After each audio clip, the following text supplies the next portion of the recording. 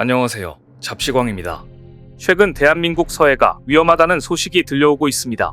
중국의 미사일 기지가 한국의 군산을 겨냥하고 있다는 소식이 주한미군의 브리핑을 통해 간접적으로 확인되자 논란이 확산된 것인데요.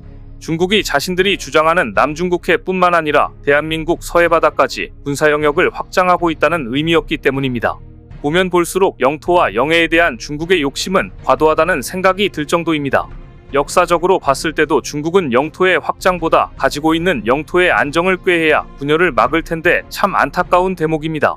얼마 전 주한 미 7공군 예하 제8 전투비행단은 주한 주일미군 기지에 대한 중국 미사일 위협과 중국이 남중국해에 건설한 인공섬의 실태 등을 다룬 정보 브리핑을 공개했습니다. 이것은 상당히 이례적인 일입니다. 이달 초 대비태세 훈련의 사전 브리핑에서 주한미군이 주한 주일미군 기지를 사정권에 둔 중국의 미사일 기지를 대놓고 공개한 것이었기 때문입니다. 그만큼 미국이 중국의 군사적 위협을 심각하게 인식하고 있다는 증거였습니다. 또한 향후 미군의 군사훈련 시나리오에 중국이 서해에 대한 호전적인 인식을 적극 반영하려는 것 아니냐는 관측도 나왔습니다. 이 브리핑에서 가장 논란이 된 장면은 대형 스크린에 제8전투비행단이 주둔하고 있는 전북 군산기지가 중국의 단거리 탄도미사일의 사정권에 포함되어 있다고 표시되어 있는 장면이었습니다. 사진에는 정보병과 부대원이 대형 스크린에 중국의 영내 미사일 위협이란 제목으로 중국의 주요 탄도미사일의 사정권과 순항미사일 종류 등을 지휘관에게 브리핑하는 모습이 담겨 있었는데요. 스크린 하단에는 탄도미사일뿐 아니라 순항, 극초음속, 대한미사일 등 중국의 다양하고 많은 미사일 전력이 인도태평양 지역의 미군과 동맹군에 심각한 위협이 되고 있음이라고 써 있습니다. 특히 중국의 단거리 탄도미사일은 군산기지와 주일미군의 기지를, 준중거리 탄도미사일은 괌까지도 사정권에 두고 있다고 표시해놓고 있었습니다. 중국의 미사일 기지는 왜 하필 군산을 향하고 있는가? 그것은 군산 미군 기지가 중국을 타격할 동북아시아 최북단의 전략기지이기 때문입니다. 미국은 남한에서 전술핵을 철수한 뒤에도 대북 핵 공격 계획은 계속 발전시켰습니다. 그것은 미 본토에서 폭격기나 트라이던트 핵잠수함, 장거리 전략폭격기 등 3가지 공격 방식으로 추진됐습니다. 군산 미군 기지에 주둔한 제8비행대대는 기지시설을 계속 개선해 2018년 경납고 건설 등을 완료했으며 2018년 무인기 MQ-1C 그레이이글 12기를 항구적으로 배치할 것으로 보도되기도 했습니다. MQ-1C 그레이이글은 비행거리 400km로 MQ-1 프레데터 무인기의 개량형 무인기입니다. 주한미군은 2020년 최신형 무인기 MQ-9 리퍼 4기를 군산 미군 기지에 잠정적으로 배치할 것이라는 보도에 대해 공식적인 확인을 거절했습니다. 이 무인기는 비행거리가 1850km에 달하며 2020년 1월 초 이란 군사령관을 공격해 살해하는 데 동원되었던 것으로 유명한 무인기였습니다. 하지만 이미 주한미군은 2018년 2월부터 미 이사단에서 무인 공격기 MQ-1C 그레이이글 12대를 보유하고 있다는 사실도 보도되었는데요. 무인 공격기 MQ-1C는 비행거리 400km로 지대공 미사일과 장갑차 공격미사일 4기를 장착하고 있으며 언제든 적기지를 공격할 수 있다고 알려져 있습니다. 군산 미군 기지가 이렇게 중국을 타격하는 동북아 최북단 전략기지에 입지를 갖게 되자 중국도 그에 대한 대응으로 미사일의 방향을 군산으로 향하게 된 것입니다. 물론 중국은 겉으로는 한국과 우호관계를 다지겠다고 입버릇처럼 말해왔습니다. 주한미군은 군산과 오산의 전략적 중요성이 일본에 있는 대중국 공격태세를 갖추고 있는 세계 미군 기지보다 더 크다고 판단하고 있습니다. 미군이 한미합동 군사훈련 직전 브리핑에서 주한미군 기지를 사정권에 둔 중국의 미사일 위협 등을 이례적으로 공개할 만큼 미중 간의 갈등이 첨예한 가운데 이런 분위기를 반영하듯 한미공군은 푸틴과 시진핑이 만나는 중러 정상회담에 맞춰 연합훈련을 개시했습니다. 지난 16일 한미공군은 상호 기동 성능을 확인하고 최신 전술을 공유하며 연합 공중작전 수행 능력을 키우기 위해 합동훈련을 실시했습니다. 그런데 미국은 이번 한미연합훈련에 세계 최강 전투기로 불리는 F-22까지 출격시켰습니다. 미 태평양공군 하와이 진주만 히캄 기지 소속의 F-22 4대는 지난 13일 전북군산 주한 미 공군기지에 착륙했습니다. 우리 공군의 F-35A 프리덤 나이트 스텔스 전투기 2대와 미 공군의 F-22 랩터 2대 역시 이번 연합훈련에 참가했습니다. 우리 공군 F-35A가 미 공군 F-22와 근접 공중전투기동 등 기본전투기동 훈련을 실시한 건 이번이 처음이었는데요. F-35A와 F-22는 서로의 기체를 육안으로 식별 가능할 정도의 근접거리에서 공격과 방어 임무를 번갈아 수행하며 가상 공중전을 펼쳤습니다. F-22는 스텔스, 기동성 등 모든 측면에서 타이 추종을 불허할 정도의 성능을 보유하고 있어 세계 최강 전투기란 평가를 받는데요. 최고 속도는 마하 2.5를 넘고 항속거리는 3,219km, 작전 반경은 2,177km입니다. 일본 오키나와에서 출발할 경우 2시간 안에 북한을 타격할 수 있으며 일반 레이더로는 F-22를 탐지할 수 없습니다. 그래서 F-22는 유사시 북한 방공망에 탐지되지 않은 채 북한의 핵심 시설을 정밀 타격할 수 있는 전략무기로 꼽힙니다. F-35A 또한 스텔스 기능을 갖춰 유사시 북한 지역에 은밀히 침투해 핵심 표적을 타격할 수 있습니다. F-35A는 전자전 수행 능력 등 통합 항전 시스템을 갖추고 있으며 최고 속도는 마하 1.6, 작전 반경은 1000km 이상입니다. 미국이 이처럼 한미 공군연합훈련에 최강 전투기 F-22까지 출격시키며 무게감을 높인 데에는 또 한 가지 이유가 있었습니다. 바로 일본 때문입니다. 일본은 최근 군사기밀 유출을 방지하는 안보망에 완전히 구멍이 뚫린 모습을 보여 또 한 번 실망을 주고 말았습니다. 얼마 전 미국과 일본의 항공모함 머리 위로 중국인이 보낸 드론이 항공모함을 촬영해 엄청난 망신을 당하고 말았습니다. 갑판 한가운데 공사가 이뤄지고 있는 항공모함은 76이란 한 번으로 볼 때 일본 요코스카항을 모항으로 하는 미국의 핵 추진 항공모함 로널드 레이건호로 보입니다. 드론이 촬영한 것으로 보이는 이 영상은 한 중국인이 소셜사이트 X에 지난 8일 올렸습니다. 그런데 이 중국인은 앞서 지난 3월 말에도 역시 요코스카 기지에 있는 일본 자위대의 이즈모함도 촬영해 중국 동영상 사이트에 올렸습니다. 지난 3월 26일 중국 동영상 플랫폼 비리비리에 올라온 20초 남짓 길이의 영상은 중국의 무인기가 일본 요코스카에 정박 중인 해상자위대 호위함 이즈모 위를 저공비행하며 촬영한 것으로 보였습니다. 일본 호위함이 중국 드론에 뚫린 셈이었습니다. 이 영상을 올린 중국인은 드론을 조종해 일본 항공모함에 착륙했다, 게임이 아니다란 도발적인 제목까지 달았습니다. 더구나 이즈모함은 항공모함으로 사용할 수 있게 개조돼 주변 국가들이 주목하는 배입니다. 방위성은 호위함 이즈모와 가가를 사실상 항공모함으로 개조를 추진하고 있었는데요. 스텔스 전투기 F-35B의 수직 이착륙을 위한 갑판 내열성 강화 작업은 마친 상태며 뱃머리 형태도 바꿀 계획이었습니다. 그런데 중국 드론이 저공비행까지 해가며 이런 이즈모함을 찍은 것으로 보이는 영상이 등장하자 일본 네티즌들은 방위성을 질타했습니다. 당황한 일본 방위성은 처음에는 AI 등이 만든 조작 영상일 가능성에 무게를 뒀습니다. 하지만 일본 항공모함을 촬영한 것도 놀라운 일인데 더 심각한 것은 일본 자위대 기지에 있던 미국 항공모함까지 이 영상에 찍혀 있었던 것입니다. 미국 항공모함 영상까지 올라오자 다음날 방위성은 실제 드론이 요코스카항에 침입해 찍은 것이라고 입장을 바꿔야 했습니다. 한 달 새 2번이나 중국 드론에 뚫리자 결국 일본 방위상은 지극히 심각한 문제라며 경비 실패를 인정했습니다. 이런 소형 드론을 탐지하기 위해서는 전용 드론 방어 시스템이 있어야 됩니다. 하지만 일본의 이번 참사를 보면 일본 군항의 경우에는 이런 시스템이 전혀 없었던 것으로 보입니다.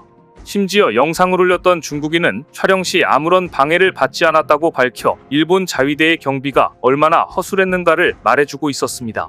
더구나 영상을 공개한 중국인은 자민당과 방위성이 자신의 드론 영상 때문에 대책회의를 연 것도 지적하며 고맙다고 말해 일본 정부를 다시 조롱하기까지 했는데요. 일본 언론들은 수십만 원짜리 중국 드론을 막기 위해 수십억이 넘는 탐지 시스템을 갖추긴 힘들지만 이번 사건이 국민들에게 안보에 대한 불안감을 준 것도 사실이라고 지적했습니다. 일본이 해당 영상 촬영자에게 강력히 경고하자 중국인 영상 게시자는 꼬리를 내리며 군사 매니어나 과격한 애국자가 아닐 뿐 아니라 자위대를 비판하거나 국제분쟁을 유발할 의도도 없었다, 위법 행위였으며 2번 다시 그런 일을 하지 않겠다고 사과했지만 이번 파문은 쉽게 가라앉지 않고 있습니다. 촬영자가 아무런 방해조차 받지 않았다고 밝혔고 게다가 촬영자는 촬영 직후 일본을 떠나 중국으로 이미 넘어간 데다가 이 문제의 영상이 SNS에 올라와 논란이 될 때까지 일본 정부는 영상의 진위 여부를 밝히는 일도 촬영자의 신병을 확보하는 일도 아무것도 하지 못했으니 일본의 수사 능력이 얼마나 허술한지 여실히 보여주었기 때문입니다. 스파이도 아니고 민간인의 드론 촬영에도 뚫리다니 일본은 입으로만 대중국 압박에 대응해 미일 공조를 강화하겠다고 말할 것이 아니라 안방의 하늘 방공 문제부터 해결해야 할 것입니다.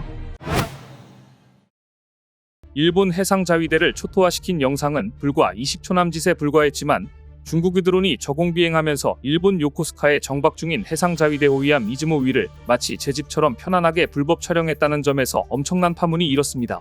더구나 지난 3월에 이어 두 번째로 안보망이 뚫렸고 중국인이 보낸 드론에 일본 자위대 호위함 현황이 잇따라 촬영을 당하자 일본 국민들은 대체 안보망이 가동하고 있기는 한 것인지 분통을 터뜨렸습니다. 심지어 미국의 핵추진 항공모함 로널드 레이거노의 모습까지 드론에 찍혀 파문은 일파만파 커졌습니다. 더구나 이즈모함은 항공모함으로 사용할 수 있게 개조돼 주변 국가들이 주목하는 배였습니다. 방위성은 호위함 이즈모와 가가를 사실상 항공모함으로 개조를 추진하고 있었는데요. 스텔스 전투기 F-35B의 수직 이착륙을 위한 갑판 내열성 강화 작업은 마친 상태며 뱃머리 형태도 바꿀 계획이었습니다. 놀라운 것은 이런 항공모함의 세세한 모습을 중국 드론이 저공 비행까지 해가며 낱낱이 찍는 동안 해상 자위대는 아무것도 몰랐다는 점이었습니다. 당황한 일본 방위성은 처음에는 만든 조작 영상일 가능성이 크다고 밝혔습니다. 하지만 이 역시 거짓이었습니다. 얼마 지나지 않아 실제 영상이라는 사실이 밝혀졌고 뒤늦게 경비 실패를 인정했습니다. 촬영자는 중국으로 이미 출국한 뒤였고 이 문제의 영상이 SNS에 올라와 논란이 될 때까지 일본 정부는 영상의 진위 여부를 밝히는 일도 촬영자의 신병을 확보하는 일도 아무것도 하지 못했습니다. 일본의 수사 능력이 얼마나 허술한지 만천하에 드러나고 말았는데요. 일본 해상자위대가 이렇게 허술한 데에는 그럴 만한 이유가 있습니다. 심각한 구인난으로 군기가 바닥에 떨어진 상태이기 때문입니다. 일본 해상자위대는 젊은 선원을 확보하기 위해 혈안이 되어 있습니다. 아사히 신문은 해상자위대의 지원자가 해마다 줄어 대원 모집이 정원 미달되는 일은 비일비재하다, 심각한 일이다라고 보도한 바 있습니다. 이렇게 대원 구하기가 하늘의 별 따기가 되자 일본은 각종 당근을 내놓기 시작했습니다. 최근에는 젊은 대원 확보를 위해 항해 중 스마트폰으로 인터넷에 상시 접속할 수 있는 환경 정비에 나섰습니다. 해상자위대는 연습함 가시마에 새로 통신 안테나 2기를 증설했다. 미국의 우주사업 기업 스페이스X의 인공위성에 의한 통신 서비스 스타링크를 사용해 통신할 수 있다. 앞으로 승무원은 함내에서 와이파이에 접속할 수 있도록 했다고 대대적으로 홍보했는데요.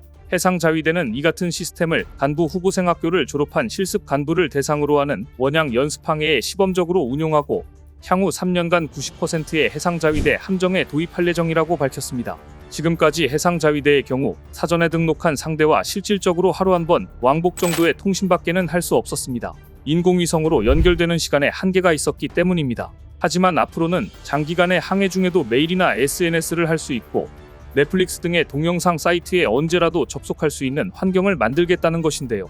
하지만 일각에선 통신량이 한정적인 만큼 승무원들에게 어떻게 할당할지 자위대 함정의 위치 정보를 외부에서 특정할 수 있는 리스크에 대한 대책은 마련되어 있는 것인지 여러 가지 지적이 쏟아지고 있지만 당장 대원 모집이 급하기 때문에 이런 문제를 어떻게 개선할지는 발표하지 않고 있습니다. 지원자가 급감하고 있으니 훌륭한 대원들이 들어올 확률이 낮고 훌륭한 대원들이 능력 있는 지휘관으로 양성될 확률도 낮습니다. 그래서인지 어이없는 사건 사고가 끊이지 않고 있는데요. 하지만 미국은 이런 일본을 내칠 수도 없습니다. 미국 입장에서 중국을 견제하기 위해 일본에 위치한 기지가 중요한 의미를 갖기 때문입니다. 사실상 미국은 일본을 중국과의 전쟁터로 보고 있습니다. 최근에도 미국 대사가 일본 최서단의 한 섬을 방문해 이 섬의 중요성을 부각시켰는데요. 유사 상황 발생 시 이곳이 최전방이 되기 때문입니다. 지난 18일 람 이메뉴얼 주일 미국 대사는 대만의 제16대 총통 취임식을 앞두고 일본에서 가장 서쪽에 있는 유나구니 섬을 방문해 중국 위협에 대한 방어 의지를 강조했습니다. 유나구니 섬 인근에는 일본과 중국이 영유권 분쟁을 벌이고 있는 조어도, 일본명 센카쿠, 중국명 갸오위다오가 있습니다. 이메뉴얼 대사는 이 지역 어업 공동체에 대한 미국의 지원을 보여주는 것이 방문 목적이라고 말하면서 이 지역 어업인들에게 두려워하지 말고 조업하라는 메시지를 주었는데요. 대만의 새로운 총통 취임식을 앞두고 있을 때 일본과 중국 간 긴장 관계의 최전선에 있는 요나구니 섬과 이시가키 섬을 방문해 중국에게 미국과 일본이 이곳을 함께 방어하고 있다는 것을 암묵적으로 보여주고자 했던 것입니다. 주일 미국 대사가 요나구니 섬을 방문한 목적은 또 있었습니다. 요나구니 섬은 대만 수도 타이베이에서 160km 떨어진 곳으로 2016년 요나구니 섬에 미군 기지가 설치된 것은 물론이고 이 섬이 미국의 미사일 방어 시스템 설치가 예정된 곳이기 때문입니다. 하지만 오키나와현의 지역 정부 관리들은 이메뉴얼 대사가 군용기를 타고 요나구니 섬 공항에 착륙한 것을 두고 비판적 의견을 밝혔습니다.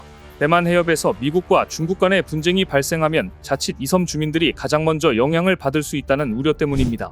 데니다마키 오키나와 지사는 주일 미군 5만 명 가운데 약 절반이 있는 오키나와주 둔 미군 병력 규모가 감축되어야 한다고 주장하기도 했는데요. 이런 반대 여론이 있어도 미국은 대중국 방어를 위해 오키나와를 비롯해 일본의 주한미군 기지를 포기할 수 없는 입장입니다. 그런데 같은 시각 일본 자위대는 뜬금없이 중국 인민해방군을 만나고 있었다는 사실이 알려져 황당함을 주고 있습니다. 지난 5월 17일 일본 자위대와 중국 인민해방군의 간부들이 일중 영관급 교류 환영식을 도쿄에서 열었다는 사실이 알려졌는데요. 두 나라의 영관급 군사교류로 중국 측 군인들이 일본을 방문한 것은 5년 만의 일이었습니다. 두 나라 영관급 교류 사업은 코로나 사태로 중단한 후 지난해 재개하려 했지만 중국 측의 일본 방문이 연기됐다가 이번에 열렸다고 합니다. 후쿠시마 제1원전 오염수 방출에 따른 중일 관계 악화가 영향을 준 것이었는데요. 중국은 앞에서는 후쿠시마 오염수 방출 문제를 비판하면서 뒤로는 이렇게 일본과 영관급 교류를 하고 있고, 일본 역시 뒤로는 중국의 공격에 대비해 미사일 방어 시스템을 설치 중이면서 앞에서는 이렇게 영관급 교류를 추진한 것이었습니다. 그런데 방일단장인 장바오친 중국 국제군사협력판 공실 부주임의 발언도 흥미롭습니다. 중국 대표가 우리는 장래 희망의 씨앗을 뿌리기 위해 일본에 왔다. 중일 관계를 발전시킬 수 있는 토대를 다져야 한다고 말한 것인데요. 여기에 일본의 영관급 장교들도 이렇게 화답했다고 합니다. 일본을 우호 방문하게 된 것을 매우 기쁘게 생각한다. 중국에 대한 시각을 듣고 일본의 인상에 대해 이야기하고 교류를 통해 이해를 깊게 해 양국 관계를 함께 생각하고 싶다. 서로 총부리를 겨누고 있는 관계라고 생각되지 않습니다. 이렇게 군이 엉망인 상황에서도 기시다 총리는 빚까지 늘려서 방위비 조달에 나서 지탄을 받고 있습니다. 지난 7일 아사히는 일본 정부가 빚으로 방위비를 충당하지 않는다는 불문율을 깨고 방위비 조달을 위한 국채 발행을 늘리고 있다고 우려했습니다. 일본 정부는 2024년도 방위비 충당을 위해 약 4조 4천억 원의 국채 발행을 계획하고 있는데요. 지금까지 일본 정부는 거듭해서 빚을 방만하게 낸 것이 제2차 세계대전을 초래했다는 반성에 따라 국채를 방위비에 충당하지 않는다는 불문율을 지켜왔습니다. 2차 대전 이후 처음으로 국채를 발행했던 1965년 후쿠다 다케오 당시 총리는 국회 답변에서 국채를 군사적 목적으로 활용하지 않는다고 분명히 했습니다. 하지만 기시다 총리가 이 기조를 깬 겁니다. 기시다 정권은 2022년 말 앞으로 5년간 방위비를 무려 377조 9천억 원으로 늘리겠다는 방침을 정한 뒤 장래를 위한 투자라며 국채 발행 대상에 자위대 숙소 등 시설 정비, 함선 건조비 등을 추가했습니다. 기시다 정부의 이런 행각에 대해 도쿄대학교 이시가와 겐지 교수는 이렇게 비판했습니다. 역사를 보면 전쟁 비용을 쉽게 조달할 수 있는 국가가 전쟁을 해왔다. 전력 보유를 금지한 일본 헌법은 무엇보다 재정적 측면에서 침략 전쟁 포기를 실효화했다. 국채의 방위비 충당을 인정한 기시다 정권은 선을 넘었다는 인상이 있다. 기시다 정권이 이렇게 선을 넘으며 군사대국에 미련을 버리지 못하고 있습니다. 심지어 기시다 총리는 지난 3일 국민 생명과 생활을 지킨다는 정부의 가장 중요한 책무를 다하는 데 있어서 불가결한 존재가 자위대라며 자위대를 정식 군대로 만들려는 일본 우익의 꿈을 이루기 위해 개헌 의지를 다시 밝혔습니다.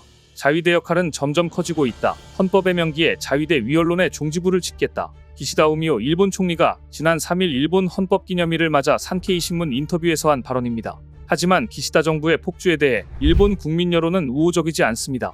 아사히 신문이 지난 2월부터 4월 3,000명을 상대로 조사한 결과를 보면 헌법 구조를 바꾸지 않는 게 좋다는 응답률이 61%로 작년 조사 때의 55%보다 높아졌습니다.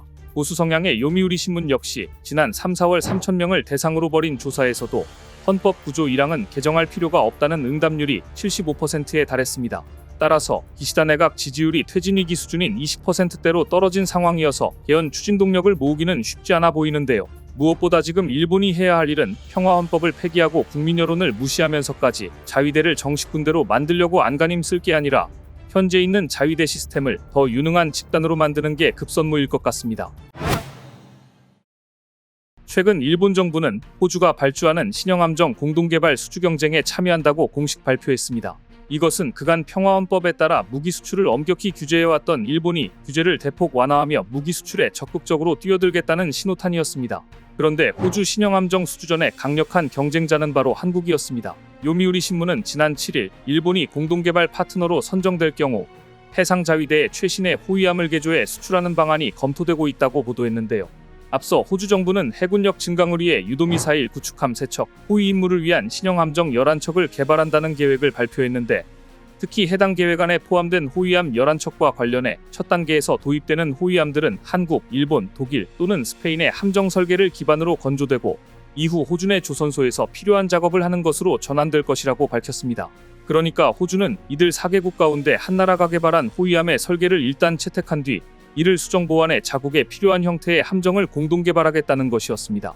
일본 방위성은 지난 2022년 첫 취역한 모가미형 호위함을 기반으로 호주가 요구하는 장비, 기능 등을 설계에 추가하는 방안을 검토하는 것으로 알려졌는데요. 모가미형은 최신 시스템을 도입해 함정 운용 인력이 기존의 절반 수준인 90여 명에 불과하고 기뢰 제거 능력과 레이더 탐지 회피 기능 등이 강화됐습니다. 일본은 호주 신형 호위함 사업에 참여하게 될 경우 최근 동중국해와 남중국해에서 중국군이 활동이 활발한 가운데 일본과 호주가 같은 기종의 함정을 쓰게 되면서 전력 상호 운용성과 방위력을 높일 수 있을 것이란 기대도 하고 있는데요.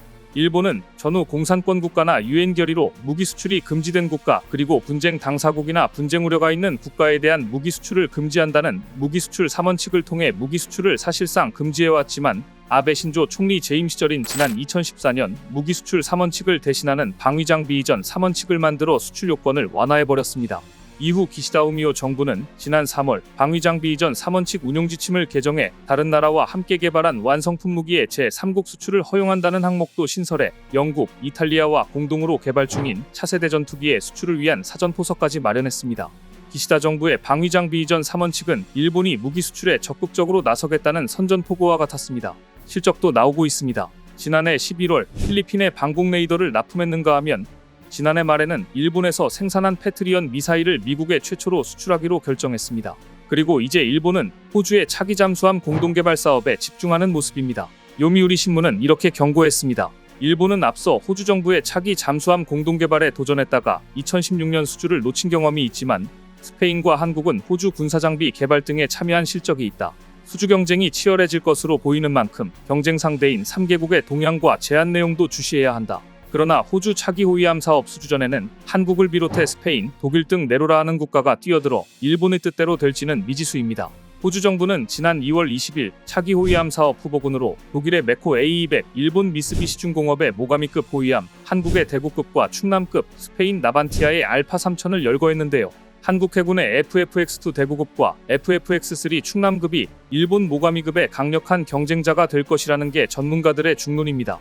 한국 해군의 울산급 배치3 호위함인 충남급은 길이 130m, 너비 15m, 기준 배수량 3,500톤인 함정으로 일명 한국형 이지스 레이더로 불리는 360도 전방위 탐지, 추적, 대응이 가능한 사면 고정형 다기능 위상 배열 레이더가 마스트에 탑재되어 있습니다. 마스트는 최첨단 복합 센서 마스트로 적외선 탐지 추적 장비도 포함하고 있으며 스텔스형으로 설계되었습니다. 대구급 호위함도 출중합니다. 대구급 호위함은 이미 한국 해군의 8척이 실전 배치되어 검증받은 함정으로서 16셀의 한국형 수직발사 체계를 탑재하고 있으며 스텔스 설계가 적용된 대구급은 5인치 암포와 근접 방어 체계 등으로 무장하고 있습니다. 한편 일본과 호주 잠수함 사업 수주 경쟁을 벌이고 있는 한국은 최근 호주를 방문해 한국 호위함의 우수성을 설명하는 자리에서 거북선 이야기를 꺼내 화제가 됐습니다. 한국 국방부는 호주 함대사령부를 방문한 자리에서 호주 측에 거북선 모형을 선물하며 거북선이야말로 한국이 독자기술로 만들어 세계 해전사에 한 획을 그은 획기적인 군함이며 이것이야말로 한국 조선 기술의 오랜 역사와 우수성을 보여준다고 설명했습니다. 이번 치열한 수주전에서 일본에 비해 한국이 갖고 있는 강점은 한국의 조선업체들은 이미 필리핀과 태국에 동일한 함정을 수출한 경험이 있고 현재 한국군이 다수 이 함정을 실제 운용하고 있어 성능이 충분히 검증됐다는 점입니다. 심지어 이번 수주 경쟁에서 한국은 2029년까지 호주가 희망하는 호위함 3척을 모두 기한 내 납품할 수 있는 건조 능력을 보유하고 있다고 약속했습니다. 이렇게 빨리 이렇게 우수한 함정을 약속한 기한 내에 건조할 수 있는 능력을 지닌 나라는 현재 세계에서 손에 꼽을 정도인데요. 더구나 한국은 호주가 한국의 호위함을 선정한다면 후속 군수 지원, 작전 운용 노하우 전수, 교육 훈련 지원 등이 가능하다는 점과 함께 이를 통해 한 호주 간 상호 운용성을 강화할 수 있다는 점도 강조하고 있습니다. 특히 일본의 모가미급은 예산 문제로 아직까지 수직 발사 장치 장착은 안 하고 있으며 실험으로 대한미사일 방어를 하고 있습니다. 반면 한국의 대구급과 충남급은 함대지 미사일을 발사할 수 있기 때문에 호주 입장에서는 일본의 호위함보다 중국을 견제하기에 좋은 선택지가 될 것입니다. 여기에 한국의 호위함은 대잠, 대공, 대함, 대지 공격 능력을 보유하고 있고 유일하게 하이브리드 엔진을 장착하고 있으며 에이사 레이더를 탑재해 우수한 실시간 표적 획득 능력을 갖추고 있어 호주의 선택을 받기에 손색이 없습니다. 사실 일본의 강점은 일본이 미국의 중국 견제용 안보협의 체커드에 호주, 인도와 참여하고 있고 미, 영, 호주 안보동맹인 오커스에서 일본과 AI 등 공동개발을 검토 중이라는 보도가 나오는 등 호주와 안보동맹으로 밀착해 있다는 점입니다. 따라서 일본은 지금 은근히 일본과 호주가 같은 기종의 함정을 쓰게 되면 전력 상호 운용성과 방위력을 높일 수 있을 것이란 점을 강조하고 있는데요. 그런데 지금 일본이 과연 무기를 수출할 수 있는 여건이 되는지 의심스러운 사건이 발생했습니다. 보시는 장면은 일본 자위대 장갑차의 신형기관포 사격 시연 현장인데요. 이곳에서 그만 대참사가 벌어졌습니다. 수십 발을 사격했지만 한 발도 명중시키지 못합니다. 처음에는 표지판이 너무 강해서 튕겨나간 것인가 했지만 뒤로 갈수록 표지판의 문제가 아니라 사격을 하는 자위대가 명중시킬 능력이 없었다는 점이 명확해집니다. 저렇게 수십 발을 발사하고도 한 발도 못 맞추기가 힘든 일인데 대체 이런 일이 신형기관포 사격 시연 현장에서 일어날 수 있는 일인지, 그것도 저렇게 많은 관객이 보는 앞에서 망신도 이런 망신이 없습니다. 이뿐만이 아닙니다. 얼마 전 항공자위대 수송기가 비행 중 조종석 창문이 열려 비상 착륙하는 사고까지 있었습니다. NHK 등 현지 매체에 따르면 지난 5월 9일 오후 5시쯤 사도섬 북쪽 일본에 상공 약 800m를 비행하던 항공자위대 C2 수송기가 훈련 중 조종석 왼쪽 측면에 있는 슬라이드식 창문이 갑자기 열려 니가타 공항에 긴급 착륙했습니다. 당시 8명의 대원이 탑승하고 있었으며 부상자나 큰 피해는 없는 것으로 알려졌는데요. 이 사건으로 니가타 공항은 한때 활주로를 폐쇄했다가 오후 5시 20분쯤 다른 항공기에 이착을 재개했습니다. 자위대 관계자에 따르면 이 수송기는 도쿄 인근 사이타마현 이루마 공군기지에서 이륙한 후 훈련 비행 중이었다고 합니다. 직접 열고 닫아야 하는 이 창문은 비행 중에는 기본적으로 잠금 상태를 유지해야 하는데 어떻게 조종석 창문이 갑자기 열릴 수 있는지 역시 이번에도 항공자위대는 사고의 원인을 조사 중이라고 밝혔는데요. 너무 어이없는 사고이기 때문에 사고 원인이 궁금하지도 않습니다. 호주는 지금 2차 세계대전 이후 가장 큰 규모의 함대를 보유하겠다며 해상 및 지상 타격, 대공방어와 호위 능력 등을 두루 갖춘 신형 범용 호위함을 찾고 있는데요. 자위대의 수준이 이 정도인데 의욕만 가지고 호주 잠수함 공동개발 사업에 도전할 수 있는 것인지, 벌써부터 호주 잠수함 공동개발 사업을 놓고 벌이는 한국과 일본의 한판 승부, 그 결과가 잠옷 궁금해집니다. 오늘 준비한 소식은 여기까지입니다. 댓글을 통한 여러분들의 많은 의견 기다리겠습니다. 시청해주셔서 감사합니다.